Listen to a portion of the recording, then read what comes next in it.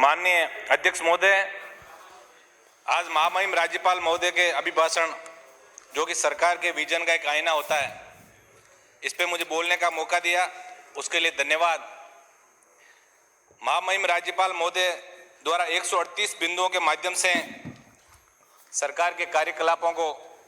सदन में रखा।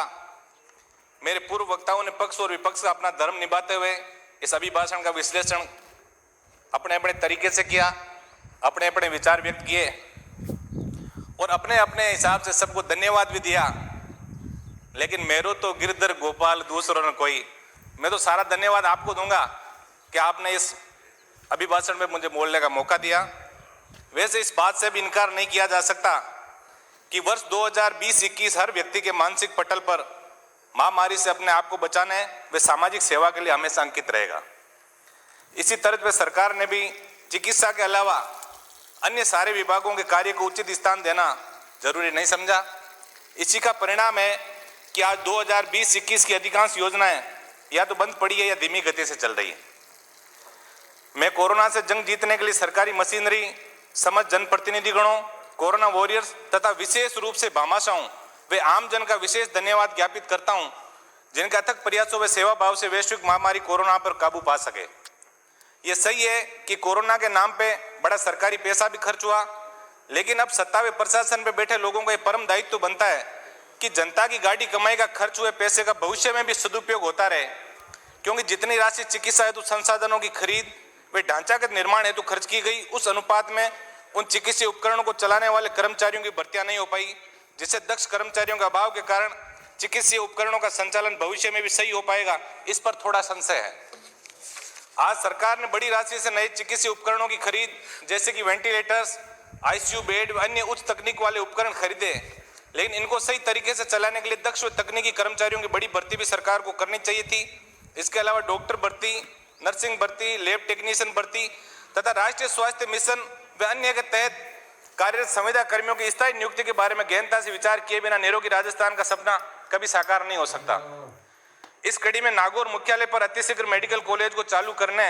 जेएलएन अस्पताल में गंभीर रोगियों तो लिफ्ट लगाने, 5 लाख सीधा सीएससी जिसकी घोषणा 2013 में तत्कालीन मुख्यमंत्री जी द्वारा की गई थी को मापदंडानुसार चालू करवाने,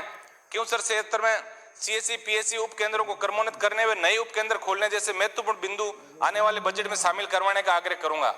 सभापति महोदय, ये सही है कि सबसे पहला सुख निरोगी काया है और अगर किसी बीमार व्यक्ति को उपचार, दवा व जांचों हेतु सरकारी सहायता मिल जाए तो व्यक्ति भी शासन प्रशासन के प्रति धन्यवाद ज्ञापित करता है। ये सही है कि बिंदु संख्या 15 में वर्णित आयुष्मान भारत महात्मा गांधी राजस्थान स्वास्थ्य योजना के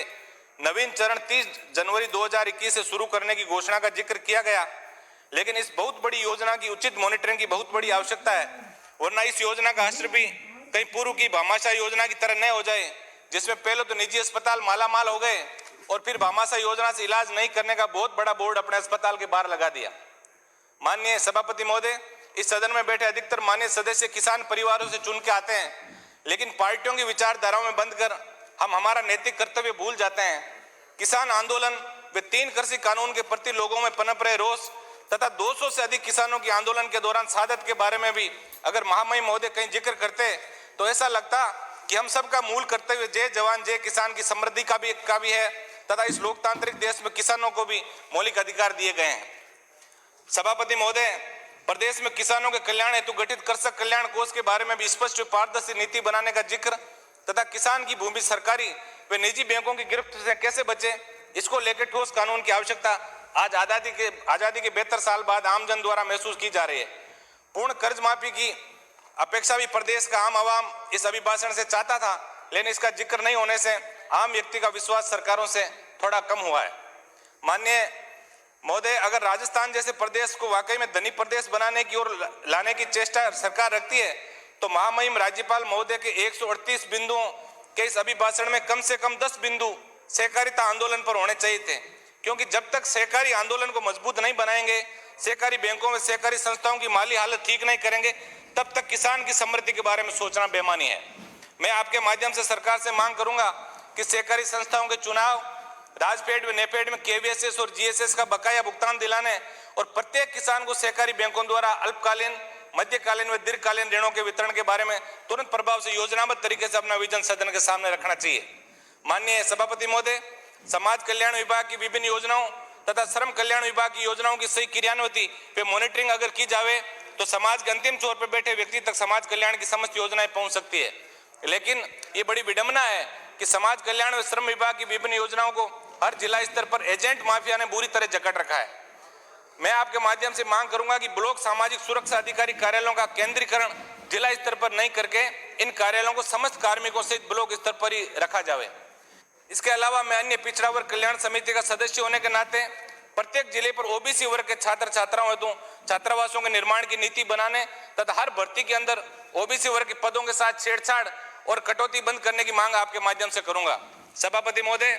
बिंदु संख्या 46 में गांवों के सुनियोजित व चरणबद्ध विकास के शुरू की गई ग्रामीण विकास एवं पंचायती राज की विभिन्न योजनाओं पर किए गए कार्यों का उल्लेख किया गया है। लेकिन अगर ग्रामीण विकास की योजनाओं की सही मॉनिटरिंग व दूसरे विभागों से समन्वय स्थापित करने पर नीति नहीं बनाई तो जनता के हजारों करोड़ रुपए की बचत के बारे में सोचना बेमानी होगा। जैसे गाँव में सीसी सड़क और इंटरलॉकिंग ब्लॉक पहले बना दिए जाते हैं और उसके बाद जल शक्ति मिशन जैसे घर घर जो आप नल का कनेक्शन दे रहे हो तो सारी सड़कें तोड़ के और एक जनता के बहुत बड़े पैसे का एक दुरुपयोग हो रहा है। मैं आपके माध्यम से ये मैं निवेदन करूंगा कि इसके बारे में ठोस नीति बने। माननीय सभापति महोदय, बिंदु संख्या 61 में 5 पैनोरमाओं के लोकार्पण का जिक्र किया गया है, लेकिन पहले से बने पैनोरमाओं की ठीक से संचालन व रखरखाव की नीति अत्यंत आवश्यक है। मेरे विधानसभा क्षेत्र में तेजाजी महाराज का जो पैनोरमा है वो आज तक ही आम व्यक्ति के लिए नहीं खुल पाया और जर्जर होने लगा, तो ऐसे के बारे में कोई ठोस नीति की मैं आग्रह आपसे करूंगा। बिंदु संख्या 65 में ऑनलाइन एफआईआर का जिक्र भी किया गया है, लेकिन अगर ये प्रक्रिया ईमानदारी से चल रही है तो प्रदेश के मंत्रियों, सांसदों और विधायकों को अपनी एफआईआर दर्ज कराने के लिए धरने पर नहीं बैठना पड़ता और ना ही प्रदेश के शीर्ष अधिकारियों को लोकसभा की विशेषाधिकार समिति के सामने शर्मिंदा होना पड़ता।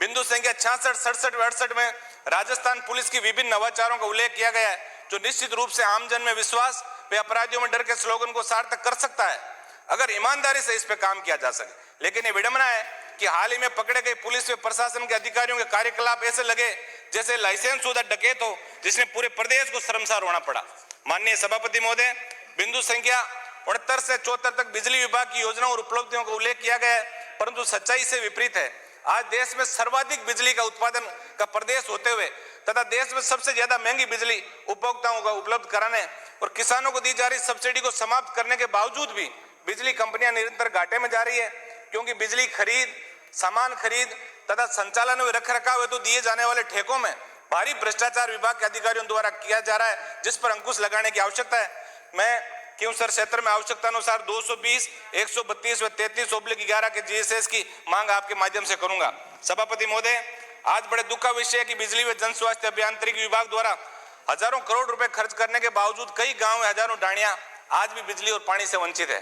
बिंदु संख्या 75, प्रदेश में शिक्षा के नेटवर्क को मजबूत करने का उल्लेख किया गया है, लेकिन प्रदेश में अटकी भटकी व लटकी भर्तियों के कारण युवा मानसिक अवसाद में आकर आत्महत्याएं तक कर रहा है। 2021 की रीट परीक्षा का समय पर आयोजन हो, साथ ही 2016 रीट अंग्रेजी अध्यापकों की भर्ती के मामले में माननीय सर्वोच्च न्यायालय में जो एसएलपी सरकार ने दायर कर रखी है उसका निस्तारण करके और पीड़ित बेरोजगारों को न्याय दिलाने का मैं आग्रह करूंगा। बिंदु संख्या 78 में देव भाषा संस्कृत को बढ़ावा देने के लिए किए गए कार्यों का उल्लेख किया गया है। साथ ही राजस्थानी भाषा को राज्य भाषा का दर्जा देने व स्कूलों में कॉलेजों में राजस्थानी भाषा के अध्यापकों के पद सृजित करने की मांग मैं आपके माध्यम से करूंगा।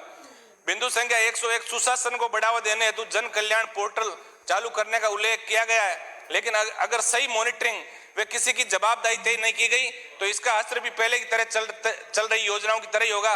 अगर वास्तव में सुशासन को बढ़ावा देना है तो प्रत्येक सरकारी कार्यालयों में बायोमेट्रिक उपस्थिति को आवश्यक रूप से लागू किया जावे, जिसपे सरकार ने बहुत बड़ा पैसा पहले से खर्च कर रखा है, तथा समय समय पर प्रशासनिक सुधार विभाग द्वारा जारी किए गए समस्त परिपत्रों को कड़ाई से लागू करना सुनिश्चित करें, जिससे जिला स्तर, उपखंड व ब्लॉक स्तर तक जनप्रतिनिधियों के साथ साथ आम जन की बैठकों का आयोजन सुनिश्चित हो सके।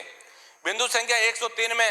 उद्योग विभाग द्वारा उद्योगों के विकास एवं निवेशों को प्रोत्साहन देने की दिशा में 7 नए औद्योगिक क्षेत्र विकसित करने के साथ ही 17 नए औद्योगिक क्षेत्रों का शुभारंभ करने का उल्लेख है, जिस पर 4000 करोड़ से अधिक की राशि का उल्लेख किया गया है। मैं आपके माध्यम से सरकार से आग्रह करूंगा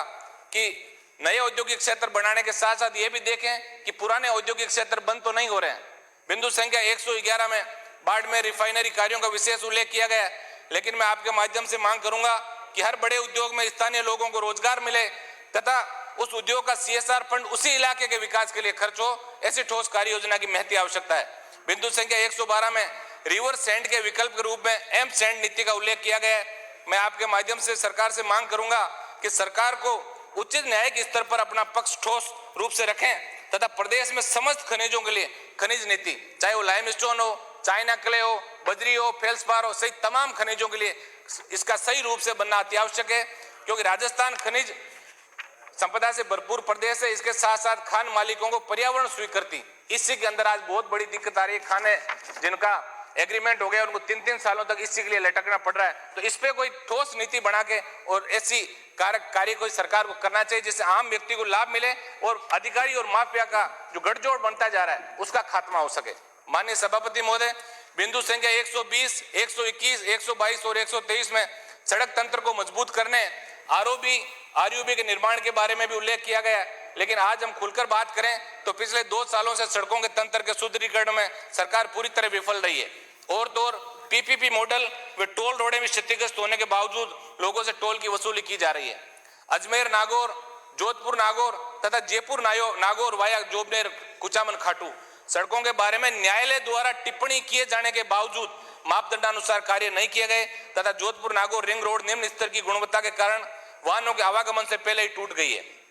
बिंदु संख्या 124, 25, 26, 27, 28, 29 और 30 में पेयजल परियोजना, सिंचाई परियोजना, जल पुनर्गठन योजना, सिंचित क्षेत्र विकास परियोजना का उल्लेख किया गया है। लेकिन अगर हम पेयजल परियोजना के बारे में विस्तृत चर्चा करें तो प्रदेश के आम आवाम में सरकार की पेयजल परियोजना के कार्यकलापों को लेकर भारी रोष है। प्रदेश में करोड़ों रुपए से चालू किए गए RO plant, solar single phase नलकूप, सौर ऊर्जा आधारित डीफ्लोरिडेशन संयंत्र योजनाओं में भारी अहमियता अधिकारियों द्वारा की गई है, जिन पर ठोस कार्रवाई करके